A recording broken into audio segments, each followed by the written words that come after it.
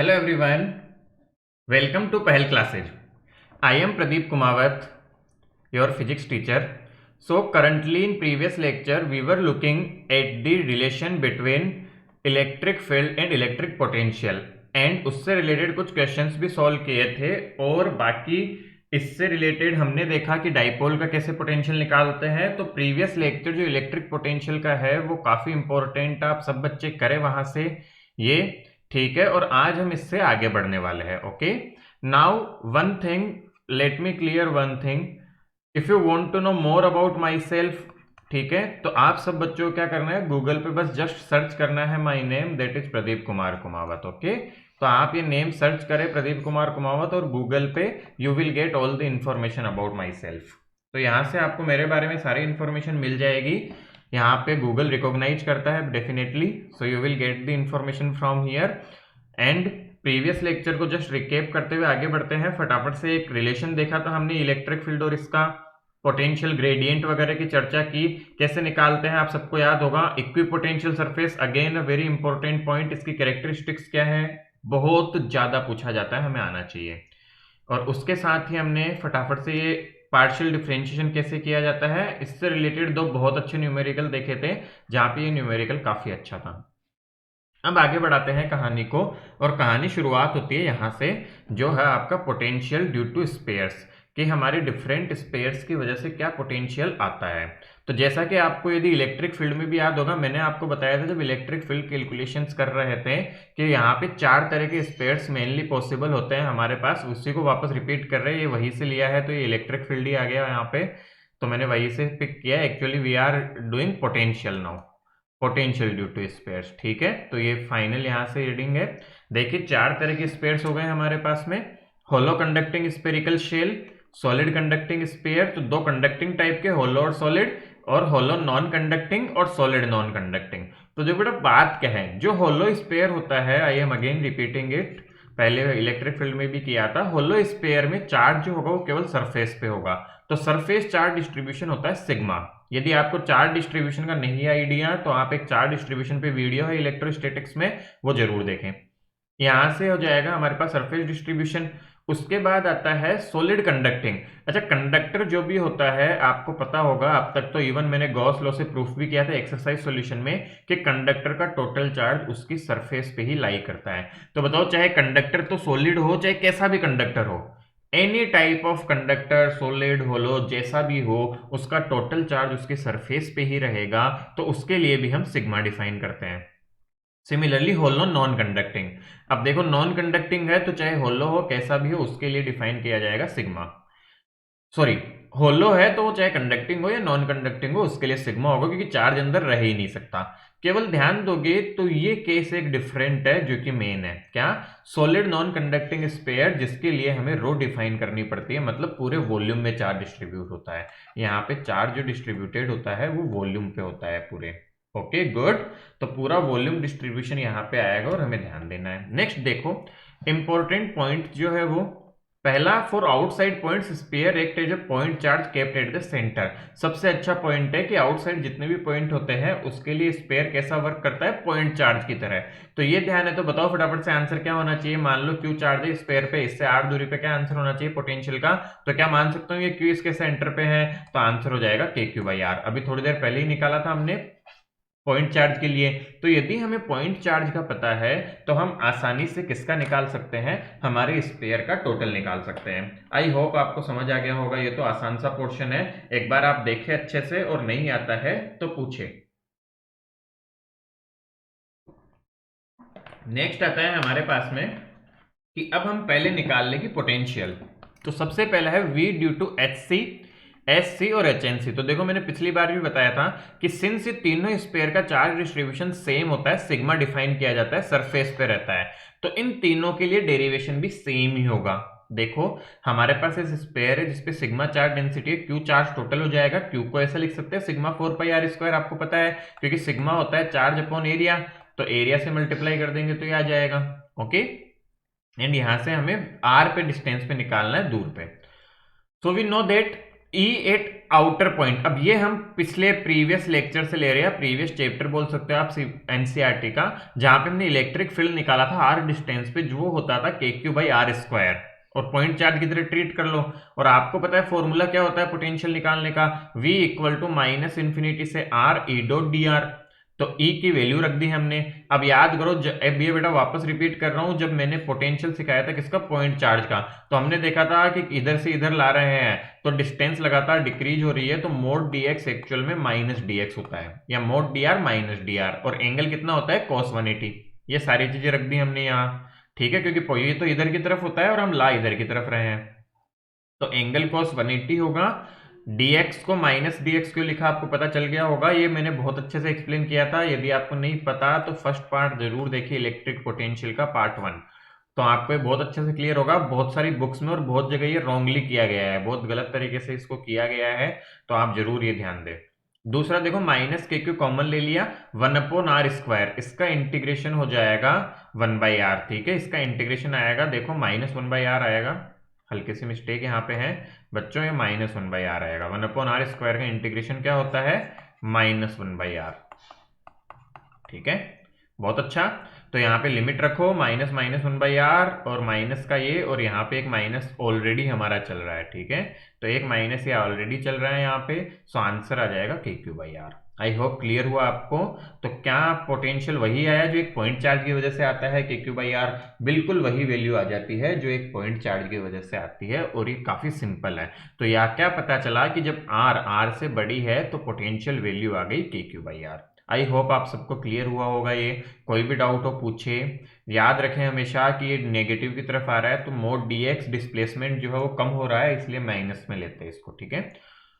दूसरा देखो, R = R, तो ध्यान दो, तो R = R कब है, जब -∞ से R रख देंगे। तो प्रीवियस जो डेरिवेशन था उसमें आप स्मॉल r को R से रिप्लेस कर दो। ध्यान दो क्या चेंज हुआ, केवल चेंज हो रहा है कि जो लिमिट -∞ से R थी डिस्टेंस, वो किस में बदल गई, R में। Putting R = R in equation 1 we get VR = KQ/R। तो R डिस्टेंस पे पोटेंशियल की वैल्यू होगी KQ/R। तो ये भी बहुत आसान है। अब ध्यान दो बेटा ढंग से, सब बच्चे बहुत अच्छे समझेंगे, बहुत ही इंपॉर्टेंट कंसेप्ट है ये, ध्यान देंगे सभी, कि we know that E inside solid conducting, hollow conducting and hollow non conducting is 0। अब ये आपको पता नहीं है तो प्रीवियस वीडियो देखिए इलेक्ट्रिक फील्ड ऑफ स्पेयर्स का, उसमें हमने डिराइव किया था कि इनके अंदर इलेक्ट्रिक फील्ड होता है 0, क्योंकि कोई चार्ज नहीं होता, और गॉस लॉ की हेल्प से किया था हमने। Hence it works as an equipotential surface. Since उसके अंदर इलेक्ट्रिक फील्ड 0 है, तो बताओ वर्क डन भी कितना होगा, सिंपल सी बात है, वर्क डन फोर्स ही नहीं है तो वर्क डन भी नेट क्या होगा, वर्क कुछ होगा ही नहीं है ना एक से दूसरी जगह ले जाने में। तो hence it works as an equipotential surface and potential difference will be 0 inside these. इनके अंदर पूरा ये तीनों केस के लिए ये इक्विपोटेंशियल सरफेस होता है। और याद करो हमने इक्विपोटेंशियल सरफेसेज पढ़ी थी, जहां पे हमने बात की थी किसकी, कि जो भी यहाँ पे वैल्यू रहेगी पूरी सरफेस पे पोटेंशियल सेम होता है, और किन्हीं दो पॉइंट के बीच में 0 होता है। तो जितना पोटेंशियल देखो इसकी R डिस्टेंस पे है, उतना ही पूरे के लिए हो जाएगा। सो V@R ≤ V@ सरफेस, और सरफेस पे कितना है ये, तो पूरे अंदर भी पोटेंशियल जो होगा उतना ही हो जाएगा जितना इसकी सरफेस पे होता है। आई होप आपको ये बातें समझ आ रही होगी कि इसमें जो पोटेंशियल होगा वो उतना ही होगा जितना कि इसकी सरफेस पे रहता है। आई बात समझ, तो आगे बढ़े। नेक्स्ट देखो, नेक्स्ट आ जाता है हमारे पास में कि इसका ग्राफ कैसे बनाएं। V वर्सेज R, पोटेंशियल देखो 0, R 0 है तब भी KQ/R है। कहां तक KQ/R रहेगा, कांस्टेंट रहेगा ये R दूरी तक, उसके बाद में इनवर्सली प्रोपोर्शनलिटी में घटेगा, और इस तरह का कुछ ग्राफ हमें देखने को मिलता है। आई होप ये सारी बातें आपको क्लियर है, आपको समझ आ रहा है। तो हमारे 3 स्पेयर्स के लिए हो गया ये। अब अगेन हम सेम बात बोलेंगे कि जो फोर्थ स्पेयर है उसके लिए आउटर केस तो सेम ही होगा, सेम तरीके से होगा फोर्थ स्पेयर का आउटर केस। तो हमने क्या बोला, for SNC calculation of V > R और R = R है सेम एज डेन अबव। तो जितनी भी हमने ऊपर की कैलकुलेशन वो उसी की तरह सेम है। हमें अब क्या करना है बच्चों, ध्यान दोगे तो इसमें हमें निकालना R R, बट अब पिक्चर चेंज हो जाएगी। क्यों होगी, ध्यान दो बेटा, ध्यान देते हैं। तो जो एसएनसी होता था उसके बाहर तो इलेक्ट्रिक फील्ड 1/r² के प्रोपोर्शनल होता था और अंदर में इलेक्ट्रिक फील्ड r के डायरेक्टली प्रोपोर्शनल होता था। तो हमारे इंटीग्रेशन अब दो तरीकों से होगा, एक यहां से यहां तक और एक यहां से अंदर की तरफ। ये करना ही पड़ेगा हमें क्योंकि फंक्शन चेंज हो रहा है। फंक्शन चेंज हो रहा है तो हमें दो टुकड़ों में तोड़ना पड़ेगा। देखो कैसे। तो हमने क्या लिखा, V8R निकालना है जो कि अंदर कोई पॉइंट है यहाँ पे। तो हमने क्या लिखा, वर्क डन इनफाइनाइट से R लाने तक कितना करना पड़ेगा, और R से R पर R दूरी पे ले आया पहले में रेडियस जितनी, और उससे यहां लाने में कितना करना पड़ेगा। इन दोनों का एड करके हमें टोटल पोटेंशियल मिलेगा। तो देखो minus of infinity to R E dot D R in minus of R से आर, दो पॉइंट्स के बीच लेना होता तो याद करो वहां से वहां तक लिमिट ले लेते थे। और ई इन बराबर ई इन साइड, ई इन का मतलब क्या लिखा है यहाँ पे, अंदर की तरफ कितना इलेक्ट्रिक फील्ड है। तो देखो अब याद करो, ये मैंने डायरेक्ट लिख दिया बेटा। आप सब बच्चे ध्यान रखेंगे कि आपको यदि डायरेक्ट एग्जाम में यही पार्ट पूछा जाए तो आपको ये सारा डेरिवेशन करके दिखाना है जो हमने यहाँ किया। जो डेरिवेशन हमने यहां किया ये सारा करके फाइनल आंसर आपको लिखना है KQ/R यहां पे। बट हमने क्या कि ये प्रीवियस में कर चुके, ये इंटीग्रल, ये इंटीग्रेशन हम प्रीवियस फर्स्ट पार्ट में सॉल्व कर चुके थे। इस इंटीग्रेशन की वैल्यू हमें पता थी, इसलिए हमने डायरेक्ट क्या किया कि इसको लिख दिया सरफेस तक। बेटा ध्यान दो, इन्फिनिटी से कैपिटल R होगा, है ना। पहले कैपिटल R और कैपिटल R से R दो टुकड़ों में तोड़ा हमने इसे, ठीक है। तो ये इंटीग्रेशन हमें पता है, इसकी वैल्यू हमने डायरेक्ट लिख दी। बट हमेशा ध्यान रखिए यदि ये पार्ट आपको सेपरेटली आता है एग्जाम में तो आप डायरेक्ट नहीं लिखेंगे। मान लो किसी ने एग्जाम में पूछ लिया कि अंदर कितना पोटेंशियल होगा, डेरिवेशन करो, तो उसका डेरिवेशन करने में हमें इसको अलग से लिखना है, साथ में नहीं लिखना है। ध्यान रखिए इसका पूरा डेरिवेशन करके दिखाना है, डायरेक्ट नहीं लिखना है। बट यदि तीनों पार्ट पूछ दे तो आप वो यूज कर सकते हो, previous result, from previous result this is equal to this. I hope ये क्लियर हुआ होगा। अब देखिए यहाँ पे कि ये सॉल्व करना है, बट इनसाइड जो इलेक्ट्रिक फील्ड होता है वो होता है KQ/R³ मल्टीप्लाई बाई R। तो हमने रख दिया KQ/R³ multiply by R dr। अब इसको सॉल्व करना बाकी रहेगा। देखो तो KQ/R³ तो कॉमन आ गया और इंटीग्रेशन R dr का इंटीग्रेशन करेंगे तो आएगा R²/2। वही किया, देखो यहां से पीछे देखो, यहां से KQ/R³ तो कॉमन आ गया, वेरिएबल R, तो R dr इंटीग्रेट हो गया। अभी यहाँ पे KQ/R है, यहाँ पे KQ/2 कॉमन ले लिया, R² माइनस कैपिटल R²। अब देखो इस फॉर्म में थोड़ा अजीब लग रहा है, अब तो मैनिपुलेशन है, मैथमेटिक्स है कि इसको आसान कैसे बनाएं। देखो इसको ओपन कर दिया, ब्रैकेट को, ब्रैकेट ओपन किया तो इस वाले को मैं, इस टर्म को मैं पहले लिख रहा हूं, तो माइनस और माइनस क्या हो जाएगा, प्लस। तो KQ/R² से R² कटेगा अपॉन 2R माइनस KQ/R²/2R³। देखो इन दोनों को ऐड करो, इन दोनों को ऐड करने पे बच्चा आएगा 3KQ/2R, ठीक है, माइनस इतना। अब और सिंप्लीफाई वर्जन करने के लिए हमने कॉमन ले लिया इससे KQ/2R³, अंदर आया 3R² माइनस स्मॉल r²। ये फॉर्मूला आपको याद रख के चलना है बेटा। सच बोलो तो जैसा मैंने इलेक्ट्रिक फील्ड का हिंट दिया था आपको, इलेक्ट्रिक फील्ड और इलेक्ट्रिक पोटेंशियल, ये दोनों चीजें लिख लेते हैं हम फटाफट से। देखो स्पेयर कोई भी हो, आउटसाइड लिखना बहुत आसान है, आउटसाइड, ठीक है। आउटसाइड पहले हम फर्स्ट 3 के लिए बात कर लेते हैं, फर्स्ट 3, और आउटसाइड सेकंड, ठीक है। इसी तरह इनसाइड फर्स्ट 3 और ये फोर्थ मतलब, है ना, और इनसाइड फोर्थ। देखो इलेक्ट्रिक फील्ड आउटसाइड पॉइंट पे सिंपल सी बात है, क्या होगा, पॉइंट चार्ज की तरह मानो KQ/R²। सिमिलरली इसके लिए भी उतना ही होगा KQ/R²। इलेक्ट्रिक पोटेंशियल, ठीक है, इलेक्ट्रिक पोटेंशियल की बात करो, ठीक है। अच्छा इतना देना ही नहीं था, हमने ये तो कर दिया था, ठीक है। तो इलेक्ट्रिक पोटेंशियल आउटसाइड इसके कितना होगा, वो होगा KQ/R, और इसके भी कितना हो जाएगा KQ/R। अब देखो इनसाइड, फर्स्ट में इनसाइड इलेक्ट्रिक फील्ड होता है फर्स्ट 3 में 0, और इनसाइड फर्स्ट उसमें इलेक्ट्रिक फील्ड होता है KQ/R³ मल्टीप्लाई बाई R। तो ध्यान दोगे तो बेटा ये तो एक पॉइंट चार्ज की तरह है, ये आपको याद करने की भी जरूरत नहीं है, आपको केवल ये केस याद रखना है। और देखो पोटेंशियल इनसाइड क्या होगा, फर्स्ट 3 के जितना सरफेस पे होता है ये, ठीक है, जितना उसके सरफेस पे होता है वही हो जाएगा। तो मैं बोल सकता हूं KQ/R, ओके, सरफेस पे जो होता है, तो सरफेस के लिए R को रेडियस रख देंगे, और ये जो आएगा वो आएगा KQ/2R³ multiply by 3R² minus R²। तो बहुत ज्यादा इंपॉर्टेंट कोई डाउट नहीं रहना चाहिए, याद ही रखना पड़ेगा, नो शॉर्टकट इज देयर। अब ध्यान दो कि पोटेंशियल आर की वैल्यू 0 रख दी तो सेंटर पे पोटेंशियल आ रहा है 3/2 के क्यूब, 3 के क्यू/2r। मतलब इसको क्या मैं बोल सकता हूं, ये 1.5 टाइम्स है सरफेस का, सरफेस से 1.5 गुना ज्यादा है ये पोटेंशियल। तो ये सारी चीजें हमें आनी चाहिए, हमें ध्यान में रहनी चाहिए। आई होप आप सबको क्लियर हो रहा होगा। ग्राफ देखो इसका कि सेंटर पे जो है ये उससे 1.5 टाइम्स है, तो ये है सेंटर पे, ये सरफेस से 1.5 टाइम्स होता है, इससे वैल्यू है 3/2 के क्यू आर, इससे डिक्रीज हो रहा है, डिक्रीज हो रहा है, डिक्रीज हो रहा है, आर पे आके इसकी वैल्यू हो जाती है के क्यू बाई आर, और फिर इसके बाद में inversely proportional R greater than R के लिए। तो अंदर का नेचर देखो बदला, जो प्रीवियस 3 केस थे उनमें ग्राफ होता था ऐसा, और इस केस में ग्राफ आया कुछ ऐसा कि अंदर की तरफ भी था अवेलेबल, तो ग्राफ ऐसा कुछ आया है। आई होप आप सबको क्लियर हो गया होगा ये। अब कोई भी डाउट है जरूर पूछे मुझसे कमेंट सेक्शन में, बट ये इंपॉर्टेंट था, आपको आना चाहिए। नेक्स्ट देखो, इस चैप्टर का अब तक का सबसे इंपॉर्टेंट पोर्शन जो है वो है हमारे पास में potential energy of system of charge. Potential energy बहुत बहुत ज्यादा इंपॉर्टेंट है, आपको अच्छे से आना ही चाहिए। देखिए शुरू करते हैं समझना कि पोटेंशियल एनर्जी है क्या और कैसे इसको करेंगे। तो सबसे पहले आता है, ये बात पहले कर चुके हैं हम फर्स्ट लेक्चर में, electric field is a conservative force. Electric field का जो फोर्स होता है वो कंजर्वेटिव फोर्स होता है बेटा। पोटेंशियल एनर्जी रिलेटेड टू, यहाँ पे इलेक्ट्रिक फील्ड की जगह आप एक चेंज रखेंगे, फोर्स कर लेंगे ना।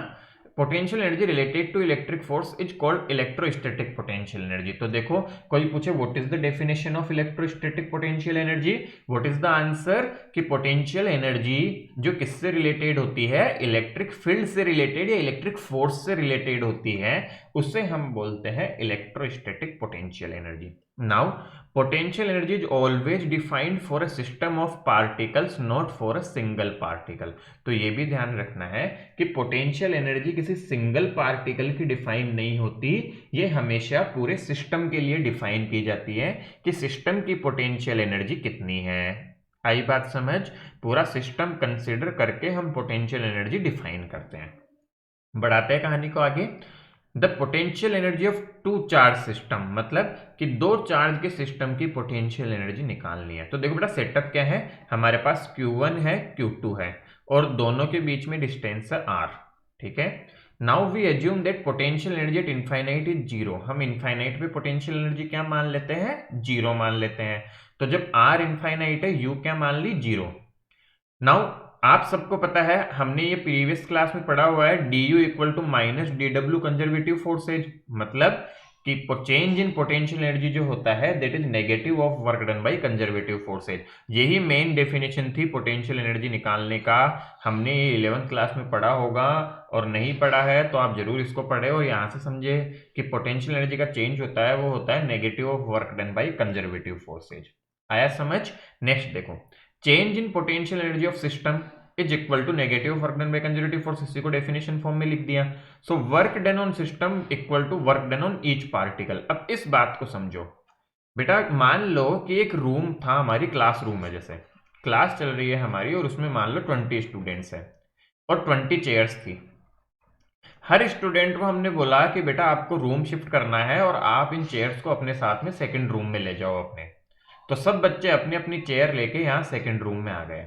अब मान लो मुझे निकालना हो टोटल वर्क डन, तो आपको पता है वर्क स्केलर क्वांटिटी है, तो मैं क्या करूंगा, मैं सब बच्चों का मेजर कर लूंगा वर्क, कि सब बच्चों का कितना वर्क हुआ 1 to 20 तक, और उन सबको क्या कर दूंगा, ऐड कर दूंगा। तो मुझे क्या पूरी क्लास का वर्क मिल जाएगा कि कितना वर्क हुआ पूरी क्लास का। सिमिलरली हमें सिस्टम पे वर्क निकालना है, तो मैं ईच पार्टिकल का वर्क निकाल लूंगा और उनको ऐड कर दूंगा। आया कि नहीं आया समझ में। तो अब इसका निकालते हैं, देखो डेरिवेशन करते हैं। तो हमने बोला कि जो पहला पार्टिकल है उसको तो हम फिक्स कर रखे हैं, या इसको जब लेके आए तो ये आइसोलेटेड था, ठीक है, तो फिक्स है, तो ये इसका वर्क तो जीरो हो गया। नाउ u जो आ जाएगी वो हो जाएगी qv, since v equal to minus dw conservative by q।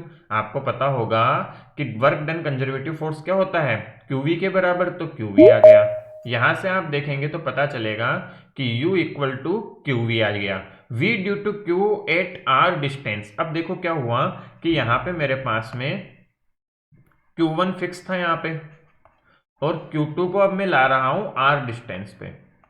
तो R डिस्टेंस पे जब लाया तो यहाँ पे पोटेंशियल निकाल लूँ और उसको Q2 से गुणा कर दूंगा, मल्टीप्लाई कर दूंगा, तो क्या एनर्जी मिल जाएगी। तो एक चार्ज की वजह से R डिस्टेंस पे कितना पोटेंशियल होता है भाई, वो होता है KQ/R। तो फॉर्मूला यूज कर लिया तो आया वो KQ1/R। यहां से अब हमने इस फॉर्मूले में पुट कर दिया हमने, तो पोटेंशियल एनर्जी आई KQ1Q2/R, जो कि आ गई KQ1Q2/R। तो काफी इंपॉर्टेंट है, ये ध्यान रखनी है सभी बच्चों को कि पोटेंशियल एनर्जी आ गई KQ1Q2/R। तो सब बच्चे ध्यान रखेंगे, potential between two charge is equal to KQ1Q2/R। यहाँ पे चार्ज की वैल्यू साइन के साथ रखनी है। ये पोटेंशियल एनर्जी स्केलर क्वांटिटी होती है, ये सारी बातें आपको पता होगी ही होगी। आई होप आप सबको क्लियर है ये सारी चीजें। नेक्स्ट देखो, Q1 greater than 0, Q2 greater than 0, या तो दोनों ग्रेटर देन 0 है या दोनों लेस देन 0 है। दोनों केस में एनर्जी होगी पॉजिटिव, ठीक है। और या फिर दोनों कैसे हैं, लेस देन 0 है या फिर दोनों ही, सॉरी, Q1 लेस देन 0 और या फिर क्या हो कि Q2 greater than 0, Q1 less than 0 और Q2 ग्रेटर देन 0 हो, और Q1 ग्रेटर देन 0 हो या Q2 लेस देन 0 हो। तो दोनों केस में ही हमारे पास में, मतलब कोई भी एक नेगेटिव है तो पोटेंशियल एनर्जी हो जाएगी नेगेटिव। तो ये बहुत इंपॉर्टेंट फॉर्मूला आप याद रखेंगे बच्चों कि पोटेंशियल एनर्जी निकलती है KQ1Q2/R फॉर्मूले से। नेक्स्ट देखो, potential energy of system having more than two charge.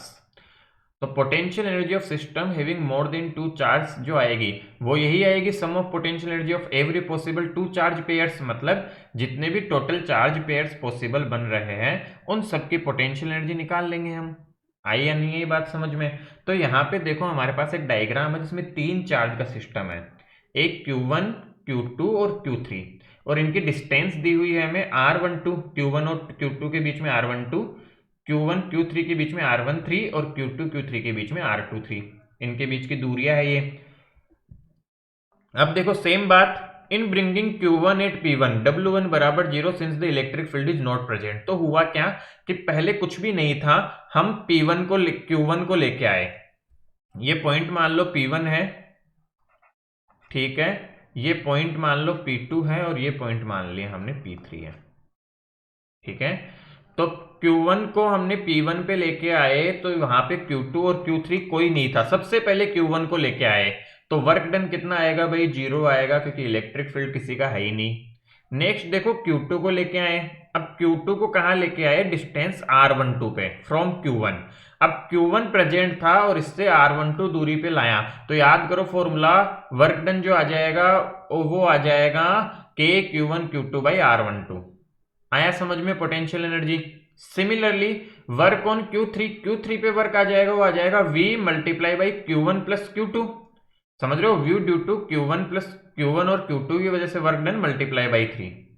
क्योंकि अब देखो बेटा यहाँ पे Q2 आ चुका, अब मैं Q3 लाऊंगा तो इसकी वजह से भी पोटेंशियल होगा और इसकी वजह से भी पोटेंशियल होगा, तो दोनों की वजह से वर्क डन का इफेक्ट आएगा। पहले क्या किया, Q1 लाने पे वर्क 0, Q2 को लेके आया तो वर्क करना पड़ा KQ1Q2/R12, क्योंकि केवल एक का ही पोटेंशियल था। अब देखो इसको लाऊंगा तो इसका पोटेंशियल मल्टीप्लाई ये, इसका पोटेंशियल मल्टीप्लाई ये, तो KQ1Q3/R13 प्लस Q2Q3/R23। तो देखो यही आ जाएगा, यहां से सॉल्व होके ये आ गया।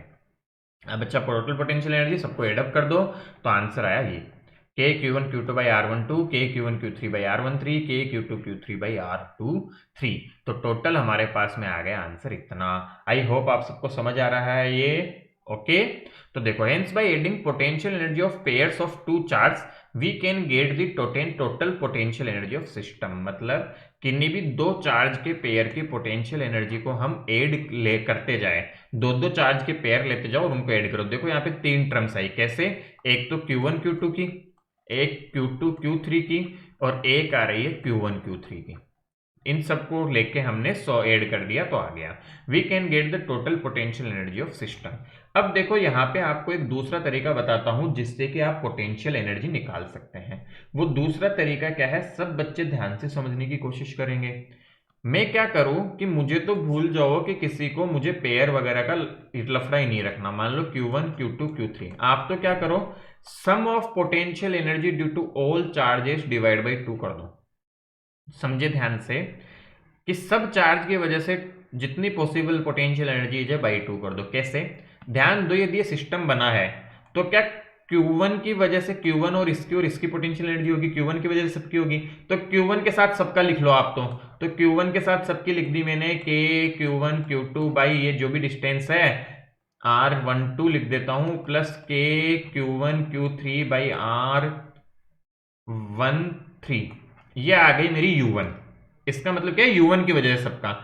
सिमिलरली U2 देखो क्या आएगा, U2 क्या है, 2 की वजह से सबका। तो सब क्या है, यहाँ दो चार्ज हो रहे हैं तो लिखो यहाँ पे, तो 2 की वजह से लिखो भाई K Q2 Q1 upon R12 plus K Q2 Q3 upon R13 R sorry Q2 Q3 upon RQ3।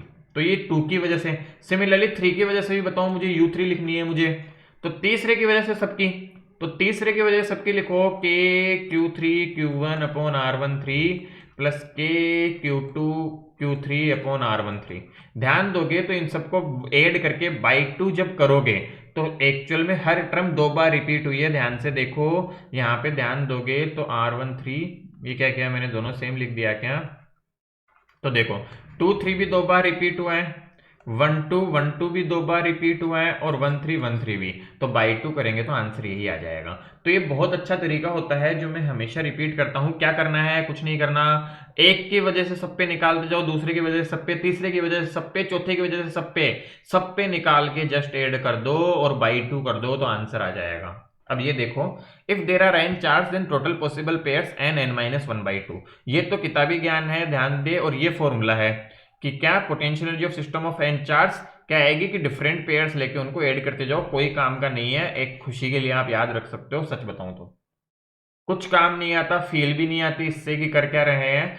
Truth is this, ये समझ आया ना तो सवाल भी सारे हो जाएंगे। पहली बात तो क्या है, यदि पेयर्स बना सकते हो आप तो दो दो के पेयर्स सोच लो कितने बनेंगे, उन पेयर्स को करके सॉल्व कर लो। बट मैं तो कहूंगा कि पेयर बनाने में भी कभी कोई मिस हो जाए या नहीं कर पाया तो सबसे बेस्ट तरीका होता है ये, बिल्कुल टाइम नहीं लगता, पहले की वजह से सबकी लिख दो, दूसरे की वजह से सबकी, तीसरे की वजह से सबकी, चौथे की वजह से सबकी, पांचवे की वजह से सबकी, जितने भी है उनकी वजह सबके लिए पोटेंशियल एनर्जी लिखो आप। तो ठीक है, सबके लिए लिखना है, पेयर पे दिमाग ही नहीं लगाना, जो एंड में आया टोटल उसको बाई 2 कर देना है, दैट्स इट। बस इतना सा कर दोगे तो हमेशा आंसर सही आएगा, कभी भी गलत आने का सवाल ही पैदा नहीं होता, सारी पॉसिबिलिटी कैंसिल हो जाएगी। आया समझ, आई होप आप सबको ये बातें क्लियर है। तो पोटेंशियल एनर्जी ध्यान रखनी है, मेन तो यही फॉर्मूला देखो, तो K Q1 Q2 by R। अब क्या करना है, 5 10 15 चार्ज भी हो गए तो क्या, एक की वजह से सबकी निकालो, दूसरे की वजह से सबकी निकालो, तीसरे की वजह से सबकी बाई 2 कर दो यार, तुरंत आएगा आंसर। आया कि नहीं आया, आ गया होगा। अब देखो बेटा, एग्जाम्पल जो है वो काफी अच्छे एग्जाम्पल्स लिए हैं मैंने, थोड़े हाई लेवल के हैं, तो साथ देंगे, समझने की कोशिश करेंगे तो समझ आएगा। देखो क्या, an alpha particle with a kinetic energy of 10 mega electron volt is heading towards the stationary tin nucleus of atomic number 50। अब देखो इसका न्यूक्लियस का चार्ज जो है एटॉमिक नंबर दे दिया 50। Calculate the distance of closest approach. तो देखो बेटा, पहले तो मैं इसको वेरिएबल्स की टर्म में करवाता हूं आपको। मान लो अल्फा पार्टिकल वो जा रहा था और कोई न्यूक्लियस है जिसपे चार्ज है, इसका एटॉमिक नंबर है जेड, तो चार्ज हो जाएगा जेडी। ध्यान देंगे तो हो क्या रहा है बेटा कि जब तक इसके पास में काइनेटिक एनर्जी है ये चलता जाएगा, और जैसे ही एनर्जी खत्म हुई ये पलट के वापस आएगा, एक तरह से रिपेल करता रहेगा। तो ध्यान देंगे तो इसकी काइनेटिक एनर्जी जो है वो किस में कन्वर्ट हो रही है, पोटेंशियल एनर्जी में। काइनेटिक एनर्जी किस में जा रही है, पोटेंशियल एनर्जी में जा रही है। तो मैं क्या लिखूंगा कि इनिशियली इसकी काइनेटिक एनर्जी जो थी वो जब मिनिमम डिस्टेंस पे है, मान लो ये दूरी है आर मिनिमम, वो इसकी कन्वर्ट हो गई potential energy. Initial kinetic energy को हम लिख सकते हैं half mass of alpha into velocity of alpha square, that is equal to potential energy लिखी जाएगी K Q1 is Z E nucleus का चार्ज, Q2 अल्फा पार्टिकल पे होता है 2E डिवाइड बाई R। तो यहां से सॉल्व करके आंसर आ जाएगा यदि वेलोसिटी गिवन है तो। मान लो हमारे पास वेलोसिटी, अब वेलोसिटी नहीं देके यहाँ पे क्वेश्चन ने क्या देखा, टोटल ये इसकी वैल्यू दे दी हमें काइनेटिक एनर्जी की। तो मैं डायरेक्ट कर सकता हूं, कैसे देखो, 10 मेगा इलेक्ट्रॉन वोल्ट ठीक है। तो मेगा इलेक्ट्रॉन वोल्ट एनर्जी है मेरे पास, तो 10 multiply by 10 to the power 6 electron volt. ठीक है, अब इलेक्ट्रॉन वोल्ट को जूल में कन्वर्ट कर लो, 1.6 into 10 to the power minus 19 joule, ये आ गई जूल में। दैट इज इक्वल टू क्या आएगा, के multiply by 50 multiply by E multiply by alpha particle पे चार्ज होता है बेटा जी 2e डिवाइड बाई आर। अब इसको सॉल्व करना पड़ेगा, यहां से सॉल्व करके हमारे पास r की वैल्यू आएगी। आप इससे सॉल्व करके जो भी वैल्यू आएगी वो करेक्ट आएगी, ये इक्वेशन बनेगी। तो आई होप आपको कंसेप्ट समझ में आया होगा। कंसेप्ट किसका है, एनर्जी कंजर्वेशन का। तो ये कंसेप्ट बहुत इंपॉर्टेंट है, ये कंसेप्ट समझ आना चाहिए। ये आ गया तो हमारा काम आसानी से हो जाएगा।